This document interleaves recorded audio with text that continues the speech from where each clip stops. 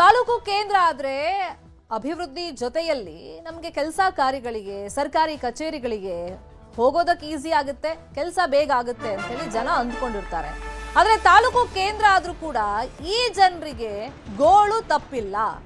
ಸರ್ಕಾರಿ ಕಚೇರಿಗಳೇ ಹತ್ರದಲ್ಲಿಲ್ಲ. ಯರಗಟ್ಟಿ ತಾಲೂಕಿನ ಜನಕ್ಕೆ ಇದರಿಂದಾಗಿ ನಿತ್ಯವೂ ನರಕದ ಪರಿಸ್ಥಿತಿ. ತಾಲೂಕು ಕೇಂದ್ರ ಏನೋ ಆಗಿದೆ, ಆದ್ರೆ ಅಲ್ಲಿ ಸರ್ಕಾರಿ ಕಚೇರಿಗಳಿಲ್ಲ. ಹಾಗಾಗಿ ಜನರ ಪ್ರತಿದಿನದ ಕೆಲಸಗಳೇನಿದೆ, ದಾಖಲೆ ಪತ್ರಗಳು ಪಡೆಯೋದಿರ್ಬೋದು ಅಥವಾ ಸರ್ಕಾರದ ಮಟ್ಟದಲ್ಲಿ ಆಗುವಂತ ಕೆಲಸ ಕಾರ್ಯಗಳಿರ್ಬೋದು, ಅನುಮತಿ ಇರ್ಬೋದು, ಇದ್ಯಾವುದೂ ಕೂಡ ಸರಿಯಾಗಿ ಆಗ್ತಾ ಇಲ್ಲ. ಇದರಿಂದ ಜನ ಹೈರಾಣಾಗಿ ಹೋಗಿದ್ದಾರೆ. ಹಾಗಾದ್ರೆ ಯರಗಟ್ಟಿ ತಾಲೂಕು ರಚನೆ ಆದ್ಮೇಲೆ ಯಾಕೆ ಅಭಿವೃದ್ಧಿ ಆಗಿಲ್ಲ, ಸರ್ಕಾರ ಕಚೇರಿಗಳು ಯಾಕಲ್ಲಿ ನಿರ್ಮಾಣ ಆಗಿಲ್ಲ, ಜನರಿಗೆ ಯಾವ ತರ ಸಮಸ್ಯೆ ಆಗ್ತಿದೆ, ಆ ಬಗ್ಗೆ ಒಂದು ವರದಿ ಇದೆ, ನೋಡೋಣ.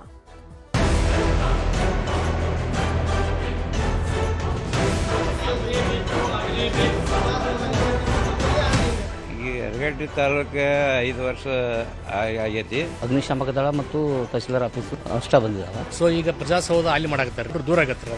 ಸರ್ಕಾರದ ವಿರುದ್ಧ ಘೋಷಣೆ ಕೂಗುತ್ತಿರೋ ಪಟ್ಟಣದ ಮುಖಂಡರು. ಮತ್ತೊಂದ್ ಕಡೆ ಅಗ್ನಿಶಾಮಕ ಠಾಣೆ ಪಕ್ಕದಲ್ಲಿ ಜಾಗ ಪರಿಶೀಲನೆ ಮಾಡ್ತಿರೋ ಜಿಲ್ಲಾಧಿಕಾರಿ ಮೊಹಮ್ಮದ್ ರೋಷನ್. ಈ ಎಲ್ಲಾ ದೃಶ್ಯ ಕಂಡು ಬಂದಿದ್ದು ಬೆಳಗಾವಿ ಜಿಲ್ಲೆಯ ಯರಗಟ್ಟಿ ಪಟ್ಟಣದಲ್ಲಿ.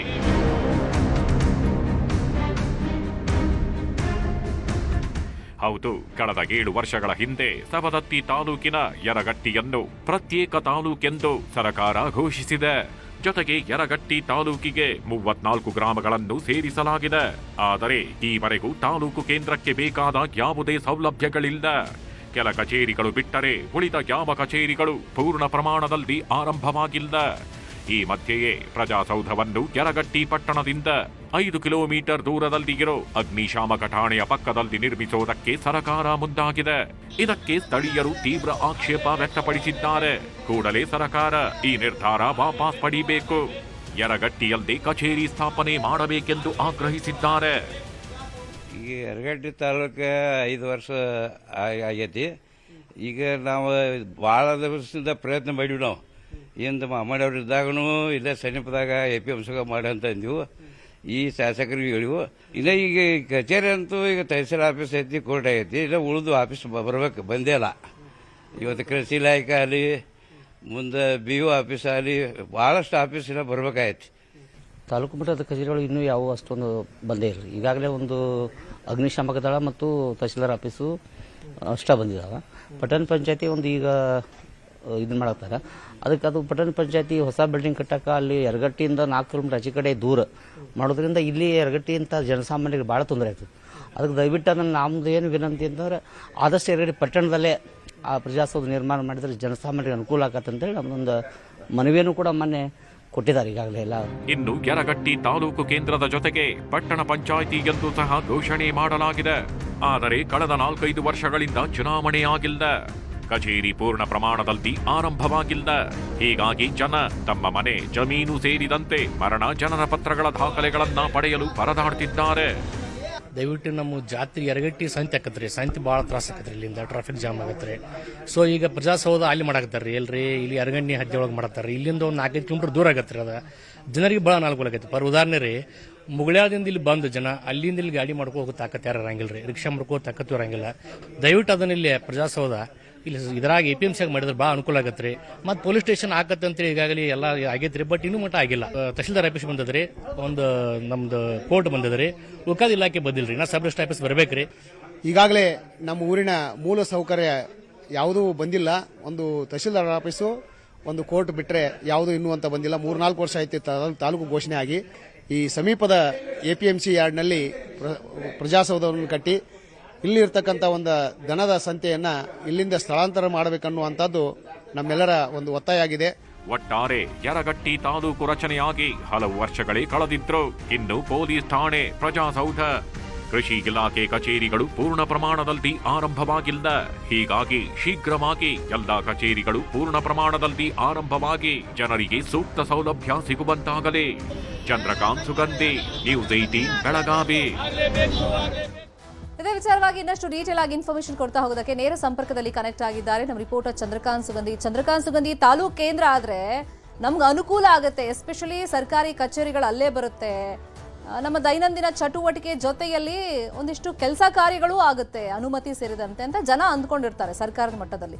ಬಟ್ ಇಲ್ಲಿ ಸಮಸ್ಯೆ ಏನಾಗ್ತಿದೆ, ಯಾಕೆ ಸರ್ಕಾರಿ ಕಚೇರಿಗಳಾಗಿಲ್ಲ, ಎಟ್ ಪ್ರೆಸೆಂಟ್ ಎಷ್ಟು ಸರ್ಕಾರಿ ಕಚೇರಿಗಳಲ್ಲಿದೆ?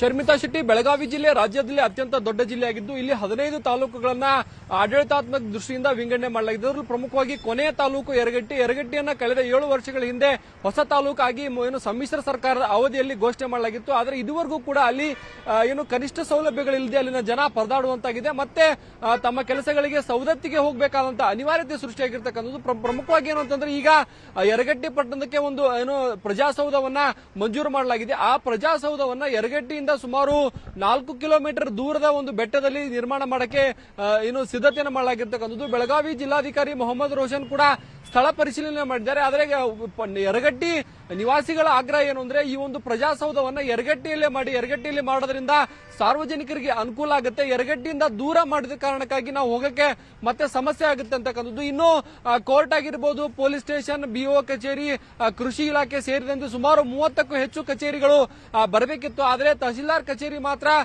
ಏನು ಅಲ್ಲಿನ ಐಬಿಯಲ್ಲಿ ನಡೆಸಲಾಗುತ್ತೆ. ಉಳಿದಂತೆ ಯಾವ ಕಚೇರಿಗಳು ಪೂರ್ಣ ಪ್ರಮಾಣದಲ್ಲಿ ಬಾರದೇ ಇರೋ ಕಾರಣಕ್ಕಾಗಿ ತಾಲೂಕು ಮಾಡಿದಂತಹ ಏನು ಉದ್ದೇಶ ಈಡೇರ್ತಾ ಇಲ್ಲ ಅಂತಕ್ಕಂಥದ್ದು ಇಲ್ಲಿನ ಜನರ ಅಸಮಾಧಾನಕ್ಕೆ ಕಾರಣವಾಗಿದೆ. ಏನು ಯರಗಟ್ಟಿ ಮುಂದಿನ ವಿಧಾನಸಭಾ ಅಂದ್ರೆ ಪುನರ್ವಿಂಗಡಣೆ ಸಂದರ್ಭದಲ್ಲಿ ಪ್ರತ್ಯೇಕ ವಿಧಾನಸಭಾ ಕ್ಷೇತ್ರ ಆಗುತ್ತೆ ಅಂತಕ್ಕಂಥ ಅನುಮಾನಗಳಿವೆ. ಆ ಕಾರಣಕ್ಕಾಗಿ ಸ್ಥಳೀಯ ಶಾಸಕರು ಏನು ಆಸಕ್ತಿ ತೋರ್ತಾ ಇಲ್ಲ ಅಂತಕ್ಕಂಥ ಅನುಮಾನಗಳು ಸದ್ಯ ವ್ಯಕ್ತವಾಗಿರ್ತಕ್ಕಂಥದ್ದು. ಈಗ ಸದ್ಯ ಯರಗಟ್ಟಿ ನಿವಾಸಿಗಳು ಪ್ರಜಾಸೌಧವನ್ನ ಎಪಿಎಂಸಿ ಆವರಣದಲ್ಲಿ ಮಾಡಿ ಅಂತಕ್ಕಂಥ ಬೇಡಿಕೆಯನ್ನ ಸ್ಥಳೀಯ ಶಾಸಕರ ಮುಂದಿಟ್ಟಿದ್ದಾರೆ. ಶರ್ಮಿತಾ ಶೆಟ್ಟಿ, ಈಗ ಜನರಿಗೆ ಯಾವ ತರ ಸಮಸ್ಯೆಗಳಾಗ್ತಾ ಇದೆ? ಈಗ ಸರ್ಕಾರಿ ಕಚೇರಿಗಳಿಗೆ ಹೋಗ್ಬೇಕು ಅಂತಂದ್ರೆ ಯಾವ ತಾಲೂಕ್ ಮೇಲೆ ಈಗ ಸದ್ಯಕ್ಕೆ ಡಿಪೆಂಡ್ ಆಗಿದ್ದಾರೆ, ಎಲ್ಲಿ ಹೋಗ್ಬೇಕು ಅವ್ರೀಗ?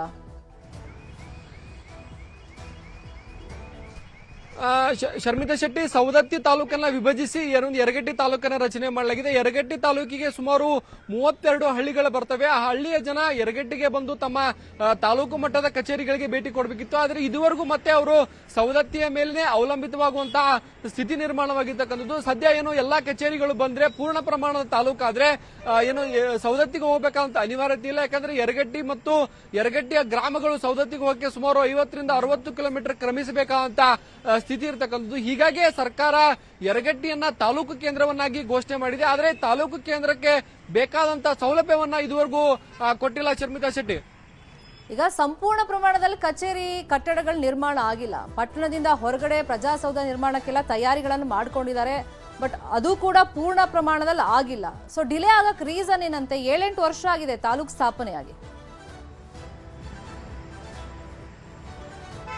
ಶರ್ಮಿತಾ ಶೆಟ್ಟಿ, ಈ ಹಿಂದಿನ ಸಮ್ಮಿಶ್ರ ಸರ್ಕಾರ ಅವಧಿಯಲ್ಲಿ ರಾಜ್ಯದಲ್ಲಿ ಹೊಸ ತಾಲೂಕುಗಳು ಎಲ್ಲೆಲ್ಲಿ ರಚನೆ ಆಗಿತ್ತು ಆ ಎಲ್ಲಾ ತಾಲೂಕುಗಳಲ್ಲಿ ಇದುವರೆಗೂ ಕೂಡ ಪ್ರಜಾಸೌಧ ಕೆಲ ಕಡೆ ಆಗಿದೆ, ಕೆಲ ಕಡೆ ಆಗಿಲ್ಲ. ಕೆಲ ಕಡೆ ಹಣ ಮಂಜೂರಾದ್ರೆ ಜಾಗದ ಸಮಸ್ಯೆ ಇದೆ. ಇಲ್ಲೂ ಕೂಡ ಏನು ಜಾಗದ ಸಮಸ್ಯೆ ಕಾರಣಕ್ಕಾಗಿ ಏನು ಅಲ್ಲಿನ 4 ಕಿಲೋಮೀಟರ್ ದೂರದ ಒಂದು ಏನು ಅಗ್ನಿಶಾಮಕ ಪೊಲೀಸ್ ಠಾಣೆಯ ಪಕ್ಕದ ಜಮೀನನ್ನ ಸದ್ಯ ಗುರುತು ಮಾಡಲಾಗಿದೆ. ಆದರೆ ಆ ಗುರುತು ಮಾಡಿದ ಜಾಗಕ್ಕೆ ಸ್ಥಳೀಯರ ವಿರೋಧ ಇರೋ ಕಾರಣಕ್ಕಾಗಿ ಈಗ ಪ್ರಜಾಸೌಧ ಕಾಮಗಾರಿ ಇನ್ನೂ ಆರಂಭವಾಗಿಲ್ಲ. ಏನು ಗ್ರಾಮಸ್ಥರ ಬೇಡಿಕೆ ಏನು ಅಂತಂದ್ರೆ ಎಪಿಎಂಸಿ ಆವರಣ ಅಥವಾ ಏನು ಅಲ್ಲಿ ಸಿಎ ಸೈಟ್ಗಳಿದೆ, ಆ ಒಂದು ಸೈಟ್ಗಳಲ್ಲಿ ಏನು ಪ್ರಜಾಸೌಧ ನಿರ್ಮಾಣ ಮಾಡಿ ಅಂದ್ರೆ ಜನರಿಗೆ ಅನುಕೂಲ ಆಗುತ್ತೆ. ಏನು ಯರಗಟ್ಟಿ ಪಟ್ಟಣ ಹೇಗಿದೆ ಅಂತಂದ್ರೆ ಅದು 4 ಜಿಲ್ಲೆಗಳ ಒಂದು ಪ್ರಮುಖ ಕೇಂದ್ರ ಅಂತ ಹೇಳ್ಬೋದು. ಅಲ್ಲಿಂದ ಧಾರವಾಡಕ್ಕೆ ಬರಕ್ಕೆ, ಬಾಗಲಕೋಟೆಗೆ, ಮತ್ತೊಂದು ಕಡೆ ಮಹಾರಾಷ್ಟ್ರಕ್ಕೆ ಸಂಪರ್ಕಿಸುವ ಒಂದು ಪ್ರಮುಖ ಏನು ತಾಲೂಕು ಕೇಂದ್ರ ಆಗಿರೋದ್ರಿಂದ ಪ್ರಜಾಸೌಧವನ್ನ ನಗರದಲ್ಲಿ ಮಾಡೋದ್ರಿಂದ ಇನ್ನು ಇಡೀ ಹಳ್ಳಿಗಳ ಜನ ಏನು ಬರ್ತಾರೆ ಅವರಿಗೆ ಅನುಕೂಲ ಆಗುತ್ತೆ. ಇಲ್ಲ ನೀವು 4 ಕಿಲೋಮೀಟರ್ ದೂರ ಮಾಡಿದ್ರೆ ಏನು ಆ ಪಟ್ಟಣದಲ್ಲಿ ಆಟೋ ಸೌಲಭ್ಯ ಇರಲ್ಲ ಮತ್ತು ಬಸ್ ಸಂಚಾರ ನಗರ ಸಾರಿಗೆ ಕೂಡ